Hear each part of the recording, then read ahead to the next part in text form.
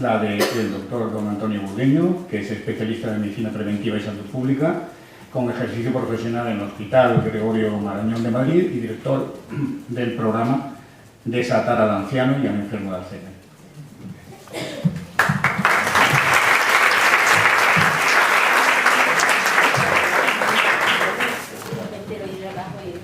El título de la ponencia, a ver si soy capaz de resumirlo en 20 minutos, lo esencial que quiero decir de esto. Hombre, está claro que todas las ponencias van a estar muy centradas en el paciente, en el enfermo de Alzheimer, el enfermo de otras demencias también. Sobre todo, no cabe duda de que los cuidadores tienen una importancia clara, ¿no? Son el principal soporte de estos enfermos, pero bueno, hoy nos vamos a centrar más en el enfermo que en los cuidadores. Y en su protección, en este caso, protección que se va protección de ante los excesos médicos que se practican con ellos, que explicaré ahora un poco de qué va esto, ¿no? Como ha dicho la persona que me ha presentado, todos, mi presencia aquí y la gentileza de Carmen, la presidenta de Algeciras, que siempre cuenta conmigo. ¿Esto se va? Bueno, cuenta conmigo para explicar estos problemas en este foro. Bueno, pues voy a seguir. Como decía, la persona que me ha presentado, soy especialista en medicina preventiva, ejerzo en un hospital de Madrid y en el campo de las demencias trabajo sobre todo en prevención cuaternaria. Eso suena a prehistoria. Sin embargo, es lo que más de moda está ahora en la práctica médica. La cuestión es que los médicos, cuando trabajamos, entre otras cosas, podemos cometer algún que otro exceso, ¿vale? Pasarnos un poquito de la raya en tratamientos, procedimientos, etc. Y provocar más daño que beneficio. Esta sería un poco la clave. Muchas veces provocamos daño, pero el beneficio es tanto que el daño merece la pena. Pero hay casos en los que provocamos más daño que beneficio. O sea, balanceando, el daño es superior al beneficio y por lo tanto estamos invitados a reflexionar sobre eso, a analizar ese tipo de prácticas y tratar un poco de limitarlas también, ¿no? O sea, de que nosotros no seamos dañinos para los enfermos. Las personas con demencia son personas especialmente vulnerables a estos daños. Ustedes los conocen bien, si son cuidadores, saben que las personas llegan a una etapa en la que pierden la capacidad de decidir y de hacer y de funcionar con normalidad y además también se alteran conductualmente, lo que les hace ser muy vulnerables a intervenciones muy agresivas, ¿no? Hay que limitar además porque hay evidencia suficiente de que no hace falta ser tan agresivo. Hay medidas alternativas a las que se practican más convencionalmente, a las aproximaciones más dominantes, que son válidas y que son menos dañinas. Pero vamos a entrar en materia. Las presentaciones ya se han hecho. La prevención cuaternaria es lo que decíamos, ¿no? Intentar evitar el daño que a nivel médico, que la atención médica puede provocar en el enfermo.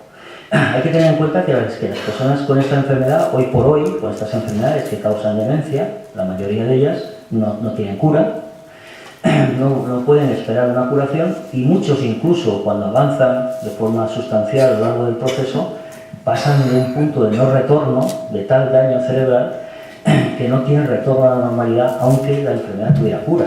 Entonces, estas personas son sobre todo objeto de cuidados. No podemos hacer mucho más con ellos que cuidarles decentemente, adecuadamente y sobre todo no hacerles demasiado daño. Es un poco en lo que está enfocado la prevención cuaternaria. Estas son las intervenciones más cuestionadas en la atención médica a personas con demencia. Como vemos, remitir a pacientes al hospital con el fin de hospitalizarle. La hospitalización de estos pacientes es algo que tiene muchas consecuencias para ellos. Simplemente las visitas a urgencias ya son bastante agresivas para ellos, de tal manera que siempre que tomamos decisiones de este tipo hay que reflexionarlas muchas veces, ¿vale? Darle muchas vueltas y ver hasta qué punto la intervención hospitalaria es imprescindible para el proceso que la persona presenta. Si no es imprescindible, es mejor que la persona no vaya al hospital, ¿vale? Hombre, tampoco le vamos a negar la atención sanitaria. Obviamente, si la persona necesita atención médica especializada con recursos hospitalarios, ahí tiene que ir al hospital. Pero hay que medir muy bien si de verdad necesita esto, porque si no es tan necesario, hay que tener en cuenta que el hospital va a ser muy dañino y quizás el beneficio se podría haber logrado de otra manera. Lo mismo pasa con el uso de ciertos fármacos, sobre todo la polifarmacia, la mezcla de muchos medicamentos diferentes, actuando sobre la misma persona.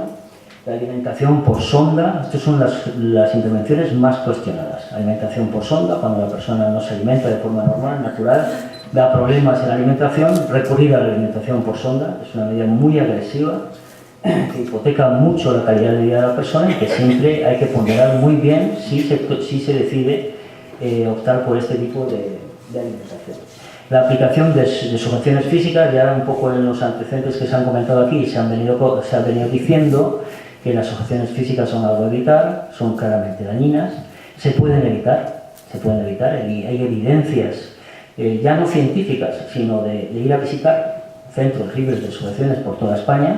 Es verdad que este es el primer centro en esta zona, en esta región, primer centro de día además en toda Andalucía, pero en España hay decenas de centros, residencias de personas mayores, donde el 60% de las personas que reciben cuidados son personas con déficit cognitivo, en alguna etapa del deterioro cognitivo, proceso de demencia, y que no utilizan ninguna sujeción en ningún momento con estas personas. O sea que es posible y por lo tanto tenemos la obligación, al menos moral, no legal, pero al menos moral, de evitar este tipo de medidas.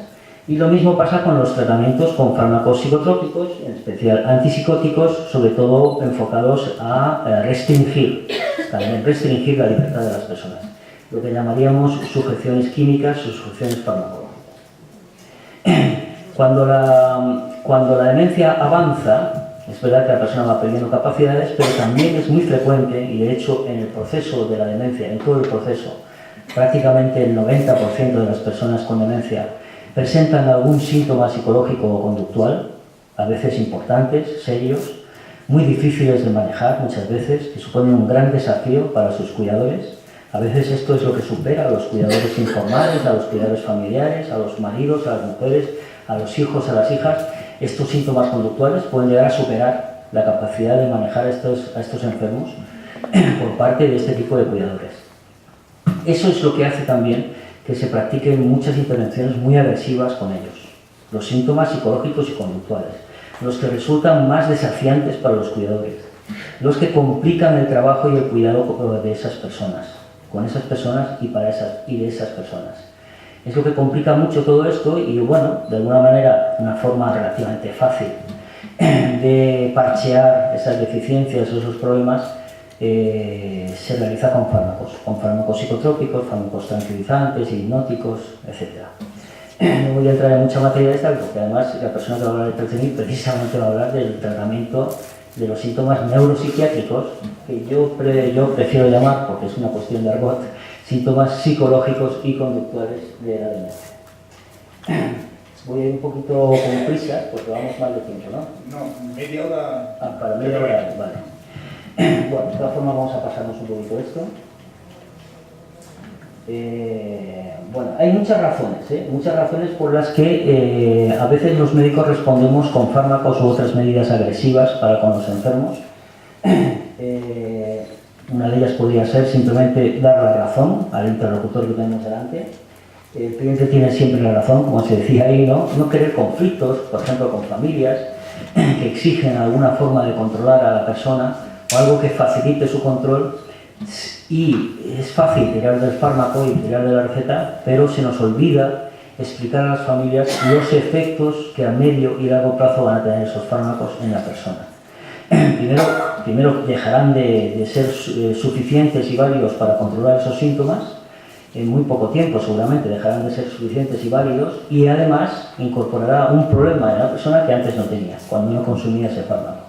Son fármacos claramente a limitar, ¿vale? Y depende de las razones por las que se prescriben, pues unas veces están bien prescritos, que no quiere decir que haya que prohibirlos ni proscribirlos totalmente. Hay veces que están bien prescritos, pero hay otras veces que se utilizan de forma abusiva y sobre todo con esos afanes de facilitar el control de la persona y facilitar el trabajo con ellos.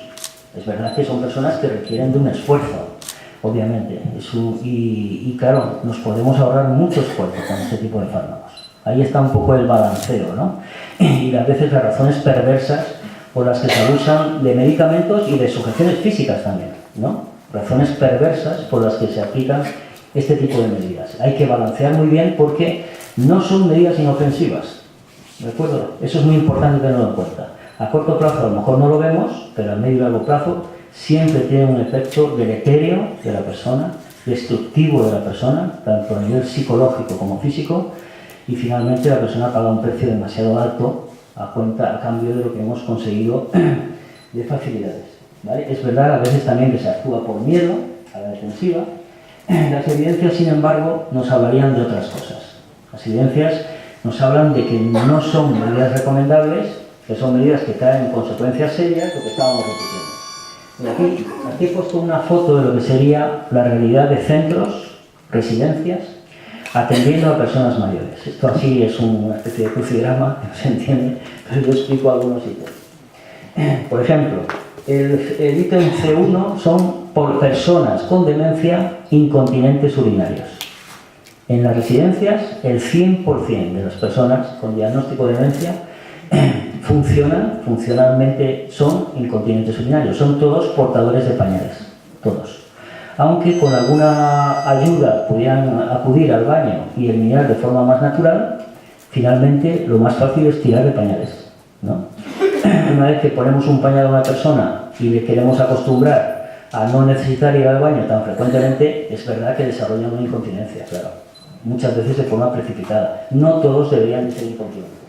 Tenemos aquí un dato que también es muy peliagudo, es que el 45%, pero estos son datos actuales, de los últimos 2 años, el 45% es una muestra de 668 personas con diagnóstico de demencia en residencias. Como decía, el D4A, 45%, se corresponde a las personas, porcentaje de personas sometidas a sujeciones físicas diariamente. Daos cuenta del tema, diariamente. Con eso, con lo que implica la aplicación con ese patrón de sujeciones físicas en una persona mayor, que suelen ser personas muy mayores, ¿no? La mayoría de las personas, aunque sean personas con demencia, viven en una residencia y la edad media de las personas que viven en una residencia está entre 80 y 85 años según la región de España a la que viven. Son personas muy mayores en las cuales es muy fácil y muy rápido sufrir un declive físico a cuenta de un inmovilismo inducido por sujeciones físicas. Aquí tenemos personas que presentan síntomas conductuales diariamente, un 20% de ellos, en un periodo de observación de una semana, ¿vale? Ya hemos dicho antes que a lo largo de todo el proceso de demencia, todas las personas con demencia van a presentar síntomas psicológicos y conductuales prácticamente con seguridad, o prácticamente todas. Más datos interesantes sería, por ejemplo, el uso de fármacos. El H1A son fármacos antipsicóticos. El 67%, no sé si lo veo bien desde aquí, el 67% de las personas con diagnóstico de demencia consumen fármacos antipsicóticos diariamente en un periodo de observación igualmente, ¿no? 67%. El 62%, 82% consumen psicotrópicos de otro tipo que no son antipsicóticos. O sea, están muy medicados y muy medicados con fármacos psicotrópicos. El 10% consumen fármacos para el dolor, fármacos analgésicos, muy poco tratando de esas edades y tratándose de personas con patología crónica que muchas veces provocan dolor también crónico. Es un porcentaje muy bajo de personas en comparación con personas que no tienen déficit cognitivo, porcentaje muy bajo de personas con tratamiento para el dolor. Esto es un tema muy importante también. El dolor en personas con demencia está presente también, es verdad que es difícil detectarlo, pero el déficit de su manejo provoca alteraciones conductuales graves, muchas veces en forma de agitación, por ejemplo, ¿no? Que es probablemente la manifestación conductual más grave, ¿no? Y luego tenemos personas que consumen 9 o más medicamentos diferentes al día, que son el 56% de las personas con diagnóstico de demencia. 9 o más medicamentos al día, que es una mezcla de efecto sistémico, quiero decir, medicamentos de efecto sistémico. Es una mezcla de medicamentos que son pues una bomba, ¿no? En cierta manera, para muchos efectos desconocidos por la medicina, por la ciencia médica, y además difíciles de reconocer y de identificar. Obviamente no se puede investigar sobre estas cosas y esa mezcla de fármacos, bueno, podemos intuir más o menos cuáles son las interacciones entre ellos, pero no todas.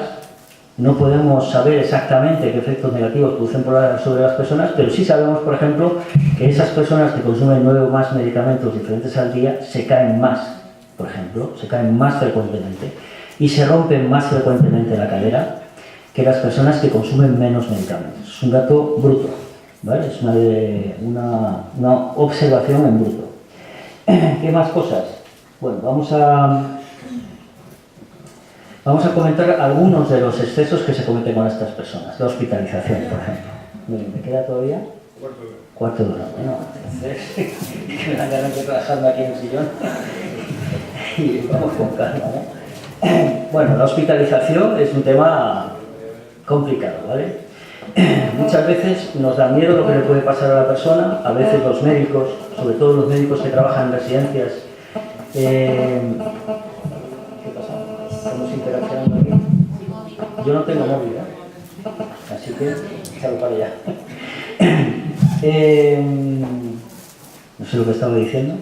Hospitalización. Los médicos de residencias. Los médicos de residencias muchas veces deciden remitir a un paciente al hospital por miedo, ¿vale? Por miedo a las consecuencias legales que puede haber si no lo remiten, si el paciente empeora, si el paciente se complica o el paciente muere. Que también se tienen que morir, las personas con demencia también se tienen que morir, igual que las personas que de momento no tenemos demencia y que también nos moriremos, ¿no? Pero les da miedo, ¿no? Les da miedo enfrentarse a las familias y lo más fácil es rellenar un papelito y remitir al paciente a la urgencia. En cuanto el paciente entra por la urgencia del hospital, ya ni siquiera habiendo provocado una hospitalización todavía, ya es objeto de una fuerte hostilidad hacia él, ¿no? Una agresividad, mejor dicho. No es que sean hostiles los profesionales, pero es un entorno muy agresivo. ¿Se pueden imaginar ustedes, por ejemplo, una persona con demencia, si conocen de cerca a alguno, por ejemplo, paseando por un pasillo de la urgencia de un hospital? ¿Cómo puede acabar esa persona? ¿Cuánto tiempo va a pasear por el pasillo? Si es que, por ejemplo, tiende al vagabundeo, un comportamiento muy frecuente en personas con demencia. Imagínese que está acostumbrado a vagabundear por la residencia y se pone a vagabundear por la urgencia. ¿Cuánto tiempo va a durar vagabundeando? Poco, muy poco tiempo. Rápidamente será objeto de intervenciones muy agresivas para controlarle de una forma bastante tajante, ¿eh? Estamos hablando de urgencias, un entorno en el que se controla mucho todo. Si la persona causa un ingreso o se provoca un ingreso de la persona porque tiene un proceso agudo que se considera que hay que tratar en régimen de hospitalización, bueno, pues la persona corre todos esos riesgos, ¿vale? La hospitalización para una persona con demencia es algo duro.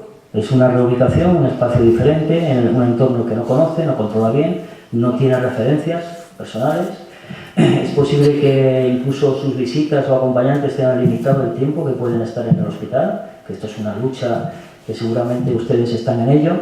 Estas personas deberían de estar lo más acompañado posible dentro de las posibilidades de la familia, como es lógico, pero deberían de estar muy acompañados en el hospital. Es un entorno muy difícil para ellos y quizás una persona familiar de referencia con vínculo afectivo sería un soporte esencial para que la persona le vaya un poco mejor en esa hospitalización. En cualquier caso, que las personas desarrollen cuadros confusionales, dejen de comer, se vuelvan incontinentes, sufran caídas en el hospital, es muy frecuente, además de ser sometidos a fármacos, muy frecuente también. Es muy difícil que una persona con una demencia que no estuviera consumiendo fármacos en su domicilio o donde quiera que esté, en la hospitalización no termine consumiendo fármacos de este tipo, antipsicóticos, hipnóticos, etc. Que en el entorno anterior en el que estaban no eran necesarios. ¿Por qué ahora en la hospitalización esos fármacos son necesarios? Bueno, de alguna manera el hospital está poniendo en evidencia que no es capaz de manejar bien a estas personas de una forma más humana, ¿no? Y más de llegar al ser humano sobre todo, ¿no? Si no necesitaban antes fármacos, porque ahora sí. No es que los necesiten, que los necesitan es el hospital. Es el hospital el que necesita darle esos fármacos al paciente para facilitar su control, ¿no? Con todas las complicaciones que supone eso. Fármacos, es que lo que pasa con los móviles. Fármacos psicotrópicos de todo tipo, pero también restricciones físicas y todas las complicaciones asociadas a eso, incluidas las neumonías por aspiración y otras complicaciones como infecciones urinarias, etcétera, etcétera. También, esto es muy importante, la hospitalización y sobre todo dependiendo del largo de la estancia en el hospital, está relacionada directamente con el declive funcional de la persona. Si la persona entra en una situación física X, a los 10 días de estancia, el alta se va a corresponder con una situación de un declive significativo, pérdida de masa muscular. Se calcula que en torno a un 10% de la masa muscular se puede perder en 10 días de hospitalización. Pérdida de masa muscular, pérdida de fuerza y pérdida, por lo tanto, de competencias, de las capacidades que pudiera tener la persona por adelantado, sin hablar de las capacidades mentales, que también en un proceso de un cuadro confusional agudo sostenido durante la hospitalización puede provocar una aceleración del declive funcional correspondiente a un año, ¿vale? En 15 días de un estado confusional mantenido en el tiempo. De tal manera que, bueno, la hospitalización es una intervención muy agresiva para estos enfermos. Hay que pensárselo mucho si conviene o no conviene hospitalizar a las personas. Ustedes son los familiares. Bueno, pues cuando un médico diga es que tiene una infección urinaria y le voy a llevar al hospital, le voy a mandar al hospital, pues hombre, mejor que no. Mejor que no le mande. Si tiene un tratamiento alternativo que no sea hospitalario, si es un proceso agudo muy serio, muy grave, un infarto de miocardio, no lo vamos a tratar en la residencia. Pero si son cosas tratables fuera del hospital, sin provocar hospitalización, mejor. Y si hospitaliza, cuanto antes sea el alta, dentro de las posibilidades y las indicaciones clínicas, mejor también. La hospitalización, como digo, una de las cuestiones serias. La alimentación por sonda. Fácil ver que una persona que se tiene que alimentar por un tubo que le entra por la nariz hasta el estómago o por un tubo que le entra por otro sitio, que hay alternativas a la entrada por la nariz, haciendo agujeros en otros sitios, ¿no? Por ejemplo, haciendo un agujero de gastrostomía y poniendo una sonda, una PEG de alimentación por ahí. Bueno, son alimentación artificial, forzosa, que hay que también ponderar muy bien, medir muy bien, ¿no?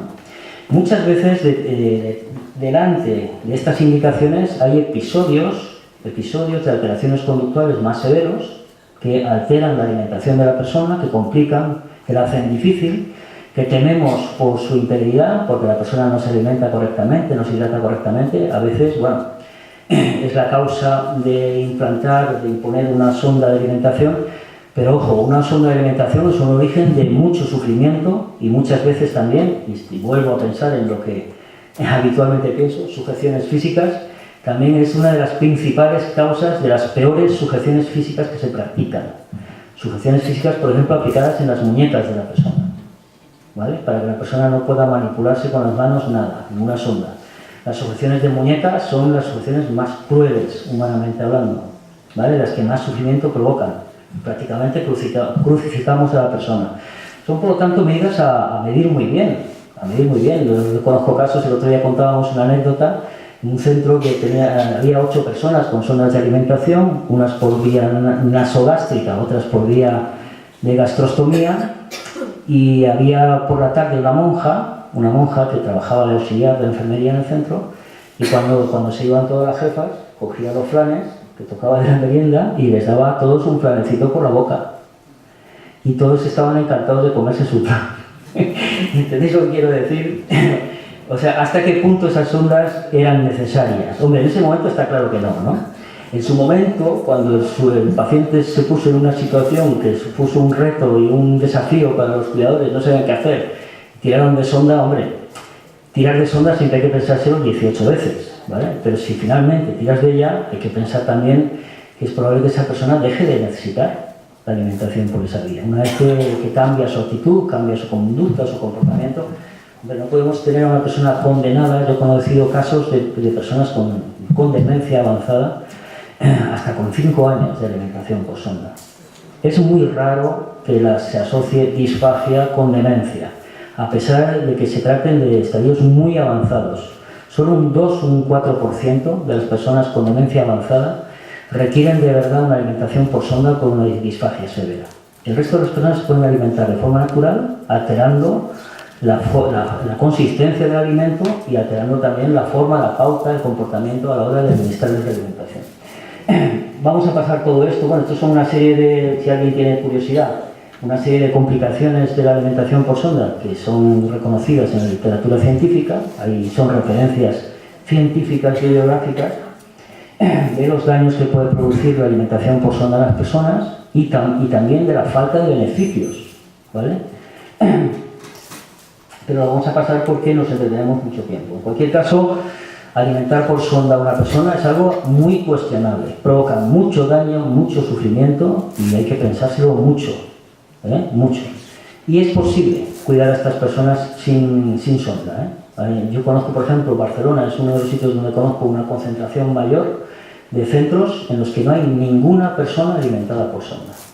Residencias varias, varias residencias, ninguna persona alimentada por sonda. O sea, cuando se pone mucho empeño en evitar este tipo de medidas, la verdad es que, salvo dignas excepciones, la verdad es que se pueden evitar en la mayoría de los casos. No vamos a entrar en efectos adversos. La polimedicación. Antes hemos dicho que el 56% de las personas con diagnóstico de demencia que viven en residencias consumen 9 o más fármacos diferentes de efecto sistémico. Esto es daño, seguro, ¿vale? Entonces, hay que trabajar en este asunto. Hay que limitar la cantidad de fármacos que consumen estas personas, teniendo en cuenta además que en esa mezcla de fármacos, precisamente el tipo de fármacos que complica todavía más los efectos que puede tener la polimedicación son los fármacos psicotrópicos. No olvidemos que estas personas siempre consumen fármacos psicotrópicos. Es raro ver a una persona con demencia institucionalizada que no consuma una o más fármacos psicotrópicos. Más del 50% consumen al menos 3 fármacos psicotrópicos diferentes. Eso mezclado a los antihipertensivos, antidiabéticos, etcétera, etcétera, fármacos por la pluripatología que puede presentar una persona de 80 años que le obliga a consumirlos, ¿no? Anticoagulantes, etcétera, etcétera. Bueno, sujeciones. Bueno, las sujeciones, hace 2 años hablamos extensamente de este tema. La cosa va, en cuanto a la realidad se refiere, aquí tenemos la variabilidad del uso de sujeciones físicas en el cuadro de la izquierda y vamos desde el 0% de prevalencia en residencias españolas hasta el 41%. 41% de las personas que viven en muchas residencias son sometidos a sujeciones físicas diariamente, con lo que eso implica. Es una media de todas las residencias. Hay residencias que llegan incluso a alguna, hemos visto que superan el 70%. 70% del total de sus residentes, sometidos a sujeciones físicas diariamente. Bueno, está claro que ahí hay algo, ¿no? Esa variabilidad no se explica por la casuística atendida. La casuística atendida, por distintas razones, en las residencias españolas es bastante homogénea. Antes hemos dicho, por centrarnos en las demencias, que el 60% de las personas que viven en las residencias españolas, que es una media nacional, presentan algún grado de déficit cognitivo. Esto es así, ¿vale? Esas son las personas además candidatas a ser sometidas a sujeciones físicas. A eso hay que asociarlo, por ejemplo, a un riesgo de caídas, a una fragilidad física, y ya vemos a la persona vivir sometida a sujeciones físicas diariamente y seguramente de por vida, ¿vale? Y luego hay centros totalmente libres de sujeciones. Si alguien tiene curiosidad por conocerlos, son públicos, se conocen públicamente, están publicados sus nombres de los centros y su dirección en una web que tenemos, el programa de Satán, y son decenas de centros libres de sujeciones en España, ¿vale? Han erradicado totalmente esta práctica de sus prácticas, de sus cuidados. Al principio parece algo difícil, imposible. Ya me lo sé yo esto porque ya son muchos años trabajando en el tema. Esto es de ver para creer, pero ahora sí que se puede ver. Yo me acuerdo al principio cuando hablaba de sujeciones que la gente decía, hombre, es que eso hay que verlo para creérselo.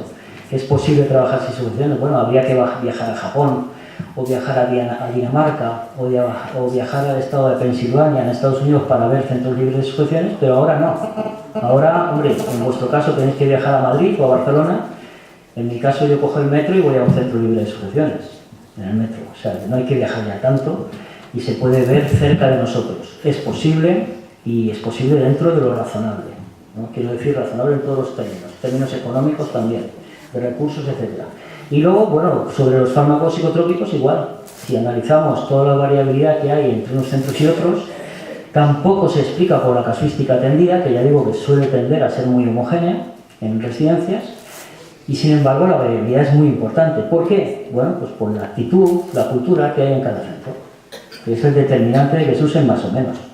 Es verdad que es un fármaco que ayuda mucho a parchear cosas, a parchear deficiencias, que ayuda mucho a controlar a las personas con demencia, facilita mucho el trabajo en algunos aspectos, en otros los complica. Bueno, pues es la cultura del centro. Hay centros que prefieren evitar fármacos, hay centros que prefieren abusar, ¿vale? Y los datos reflejan lo que está pasando. Bueno, entonces, esto era respecto de las sujeciones físicas. Las sujeciones físicas utilizadas diariamente provocan un grado X, normalmente muy marcado, de inmovilismo en una persona mayor, bastante añosa, normalmente con problemas físicos ya de base también, lo que quiere decir que no tardando mucho, la persona desarrollará complicaciones serias relacionadas con ese inmovilismo. Aquí tenemos una lista no exhaustiva de las complicaciones del inmovilismo en personas mayores. Es un tema muy serio, el inmovilismo. Es un tema tan serio como que en el ámbito de la geriatría se considera uno de los grandes síndromes geriátricos, de gran preocupación para los especialistas en personas mayores. Y bueno, pues en este caso es un inmovilismo provocado, inducido por la sujeción. Riesgo de fractura, riesgo de caídas, problemas conductuales, etcétera, asociados a la sujeción física. En el caso de los fármacos psicotrópicos, aquí tenemos el dato media de nuestra muestra de centros, que ronda los 1000 centros en España, el dato media de uso de fármacos antipsicóticos en personas con diagnóstico de demencia. El 67% de ellos consumen fármacos antipsicóticos, ¿vale? Es un dato potente, ¿vale? Vamos a compararnos para ver cómo está la cosa. Ahí está la media internacional. La media internacional de los países que publican datos es de un 37%. Ese 37%, ¿qué quiere decir? ¿Que es la cantidad adecuada de prescripción de fármacos antipsicóticos en personas con demencia? No. También los expertos en la materia consideran que esa cifra es muy elevada, muy preocupante, sobre la cual hay que trabajar. Hay que trabajar buscando medidas alternativas de manejo de síntomas psicológicos y conductuales que no sean farmacológicas. Hay todo un campo de desarrollo de conocimiento en ese tema que se ha dado en llamar terapias no farmacológicas, aproximaciones psicosociales, ambientales, etcétera, que pretenden evitar que las personas se alteren conductualmente, que sufran ansiedad, que sufran síntomas psicológicos, que desarrollen alteraciones conductuales, pero sin recurrir a fármacos. Esa cifra se considera mala internacionalmente, no digamos la consideración que tendría la cifra española. Si tiramos de recomendaciones de las principales entidades mundiales de más prestigio a la hora de hacer recomendaciones y editar guías, ahí tenemos dos grandes recomendaciones. Solamente si existe importante sufrimiento o peligro inmediato para la persona, estaría justificado un tratamiento con estos fármacos. La Academia Americana de Neurología enfatiza la necesidad de invertir en programas de formación, sobre todo formación, capacitación de personal de atención directa, personal de enfermería, todos los técnicos que intervienen en los cuidados de las personas con demencia, en el manejo de los síntomas psicológicos y conductuales, que sean capaces de comprender cómo se generan esos síntomas y dar en la clave para evitarlos desde su génesis o para manejarlos de una forma menos agresiva que no sea farmacológica. Bueno, estas son ya las conclusiones, que me he pasado aquí el titular. Conclusiones. A ver si acabo en 2 minutos. Todas las intervenciones que hemos comentado antes, que son cuestionables, están muy relacionadas con sujeciones físicas. De hecho, se podría monitorizar que se está abusando de todas ellas, monitorizando simplemente las sujeciones físicas como derivada natural de todo eso. Alimentación por sonda nasogástrica, sujeción física. Hospitalización, sujeción física. Polimedicación, sujeción física. Abuso de fármacos psicotrópicos, sujeción física. Finalmente, no vemos cómo evitar la sujeción física si recurrimos a todas esas otras prácticas que también son muchas veces excesos médicos. Y así que voy corriendo, ¿eh? Bueno, no, corriendo ya tanto no. Entonces, a favor de la tolerancia cero en las sujeciones físicas, por poner el broche centrando en el asunto de las sujeciones, bueno, es una práctica clínica pobre, es una forma sencilla de manejar problemas, habiendo otras formas de manejarlo no tan sencillas, claro.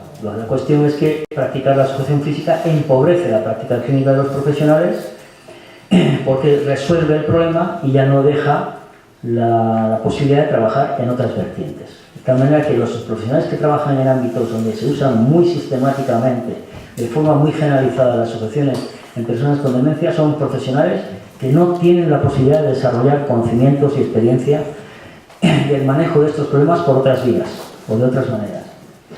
También hay cada vez más evidencias de las consecuencias de las asociaciones físicas para la salud de la persona. Existen cada vez más centros libres de sujeciones. Prácticamente cada mes salen a la luz 1 o 2 nuevos centros libres de sujeciones, al menos conocidos por mí. Sé que hay más, pero yo conozco cada mes 1 o 2 centros nuevos libres de sujeciones en España. También se están interesando por este tema otros países, Argentina, México, Chile, etc. Y bueno, luego los resultados de creatividad, cuando las personas se comprometen a no usar sujeciones, se autoprohíben utilizar sujeciones, la verdad es que el desarrollo de la creatividad y de experiencias es tremendo y la satisfacción de los profesionales trabajando en esta dinámica, con esta filosofía o esta política, es tremenda, es una satisfacción muy alta. Obviamente luego está el juicio ético que se puede hacer sobre el uso de sujeciones que claramente nos debe posicionar en contra de su aplicación a la hora, en el momento en que ponderamos el beneficio que buscamos, que es más bien un beneficio para nosotros, no para la persona. Es algo que nos ahorra a nosotros esfuerzo, pero la persona no necesita vivir atada. A la hora que ponderamos los efectos en la persona y también los efectos negativos en la persona, que es una destrucción asegurada, si bien es cierto que diferida en el tiempo. Y muchas gracias por su atención y seamos amigables con las personas con demencia.